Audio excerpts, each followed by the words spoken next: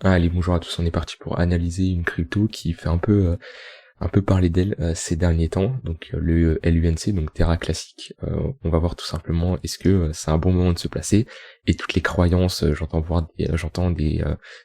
vois des messages surtout qui disent oui, ça va aller chercher les 1$ pour 2023, etc. Les gars, faut être réaliste, je vais vous montrer d'un point de vue statistique et d'un point de vue de chiffres que c'est impossible d'atteindre ces sommes-là. Donc voilà, donc cette vidéo est très importante, et ce que je vais faire là, vous allez pouvoir le faire sur d'autres crypto-monnaies pour voir le potentiel d'une crypto. Donc on verra ça à la fin, avant on va faire une analyse technique tout simplement. Donc déjà d'un point de vue weekly, ok, c'est intéressant, vu qu'on fait un W weekly, maintenant le cours a déjà bien pump.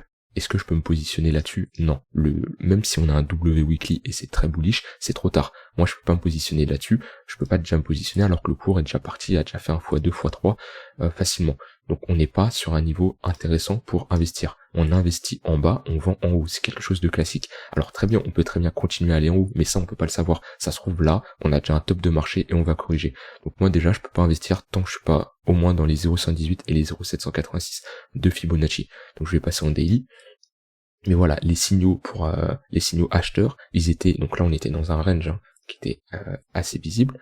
On avait ici le bas du range, et alors ça dépend si on prend les mèches ou pas. On va dire sans les mèches et avec les mèches. Donc si on a sans les mèches, on avait une première cassure qui était là, et on a été rechercher la ligne de coup de tous W, donc c'est le fait de revenir tester la structure. On est venu la retester une fois. Donc soit il y a le premier signal d'achat qui est lors de la clôture au-dessus, donc qui est ici, où on a déjà une performance de voilà x2 à peu près, ou soit à la cassure, au pullback sur la ligne de coup, donc ici, on a exactement un plus 153%. Ça sert à rien de regarder la performance d'ici, tout simplement parce que ceux qui ont acheté ici, ils ont eu de la chance, tout simplement. Voilà, on peut pas prédire la suite de ce qui se passe après. Par contre, quand il y a cassure, là ça devient intéressant. Si on met les volumes, hop, on voit qu'on a une nette cassure avec des volumes, ici, et ça nous indique que il y a des gens qui achètent cette cassure. Donc ça c'est vraiment intéressant. Il y a du mouvement sur ce qui se passe. On voit que les volumes sont très intéressants. Maintenant, est-ce que on est sur un niveau d'achat intéressant? De mon point de vue, non. Faudrait attendre un pullback, de revenir, pourquoi pas retester cette zone de demande. Ici on a une bonne zone de demande qui est assez visible, tac. Et là, si on revient dans cette zone, pourquoi pas avoir un achat. À savoir qu'un marché, quand il pump énormément, il redescend très vite, et on comble souvent les zones d'imbalance. Donc ça c'est quelque chose à noter. Ici on a une zone d'imbalance, on a un déséquilibre de marché, le cours a pump énormément. Et en général, on retrace pour combler ce déséquilibre. Ici on avait tout un déséquilibre de marché, cette bougie est venue ravaler le déséquilibre de marché. Et ben là on pourrait tout simplement faire pareil. Et là on pourrait revenir dans cette zone de demande, où là ça serait vraiment intéressant. La cassure de ce W, on va juste voir le niveau théorique. Voilà, on a été chercher les 118, on a cherché les deux d'extension, donc là on est en train de consolider dans cette zone où c'est le niveau de prise de profit théorique de ce W. On prend le premier creux, le milieu du W, et on fait les extensions de Fibonacci avec les 118 et les deux. Donc voilà, moi je ne pourrais pas me placer là. La charte est jolie, d'un point de vue weekly, c'est vrai que c'est joli, mais non, on a trop pump, le marché est trop violent, et moi, de toute façon, dans ma stratégie, pour l'investissement long terme, j'attends toujours d'être entre les 0,118 et les 0,786.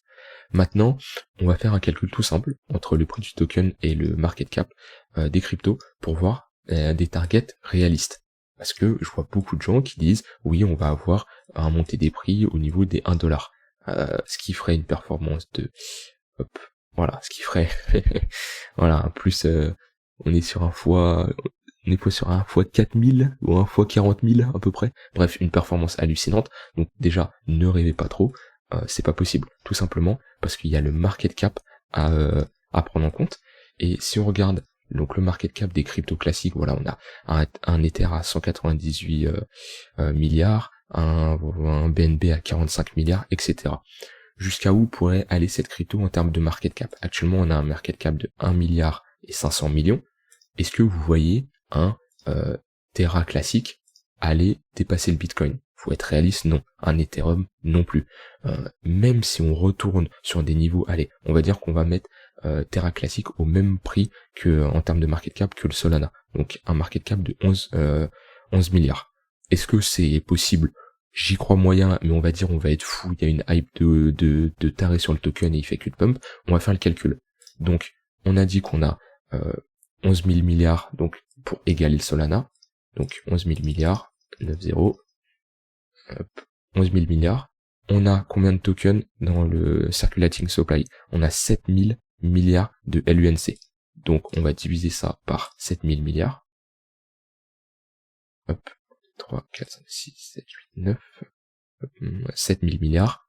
C'est-à-dire qu'on aurait un prix, si en termes de market cap, le LUNC vient chercher le même market cap que Solana, donc c'est-à-dire 11 milliards, on aurait un prix possible de 0,0015. Nous ferait, hop, 0,0015, ce qui nous ferait un prix à peu près ici. Ce qui ferait une performance de, on serait sur un x6 à peu près.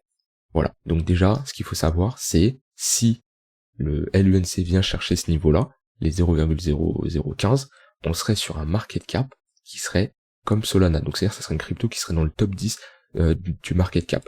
Est-ce que c'est possible? Tout est possible dans les cryptos.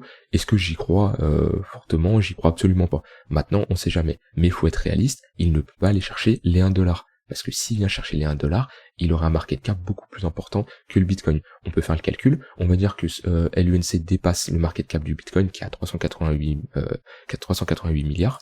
Donc, on va refaire le calcul, on va arrondir à 400 milliards. Hop, 1, 2, 3, 4, 5, 6, 7, 8, 9. 400 milliards, on divise ça par le nombre de tokens, donc on avait dit 7 000 milliards. 7 000, 1, 2, 3, 4, 5, 6, 7, 8, 9, 7 000 milliards, ça nous ferait un prix aux alentours des 0,05. On revient sur notre tac, on se met en logarithmique, sinon ça va être long. 0,05, ce qui serait ici. Donc là, si LUNC vient chercher, donc sur une performance de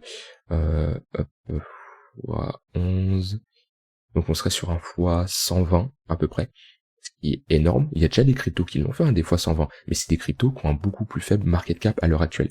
Donc s'il veut dépasser le Bitcoin, il faut qu'il vienne sur les 0,05.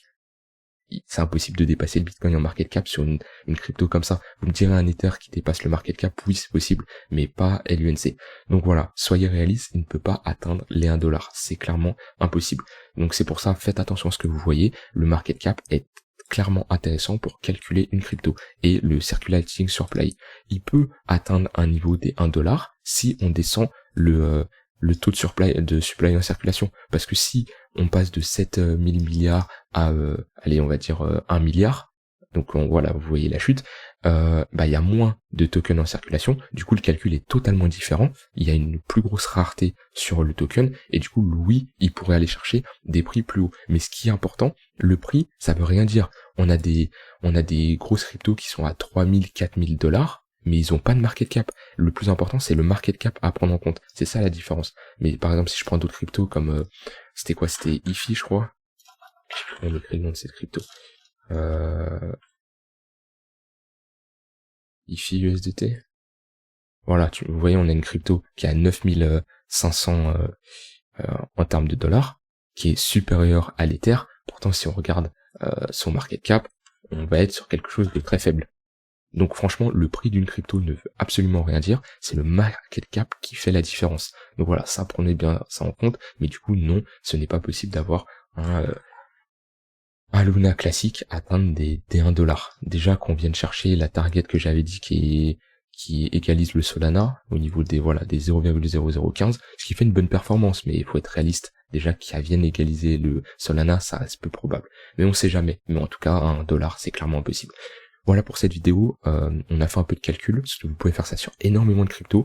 Voilà, vous prenez en compte la crypto, son circulating supply et son market cap, son prix, et vous regardez si c'est possible d'atteindre certains niveaux. Mais voilà, en tout cas, faut être réaliste sur ce genre de crypto. J'espère que la vidéo vous aura plu. S'il y a des choses que vous n'avez pas compris, le calcul que j'ai fait, je vous laisse vous rejoindre le Discord pour que je réponde tout simplement à vos questions. Et nous, on se retrouve pour une prochaine vidéo. Bye bye.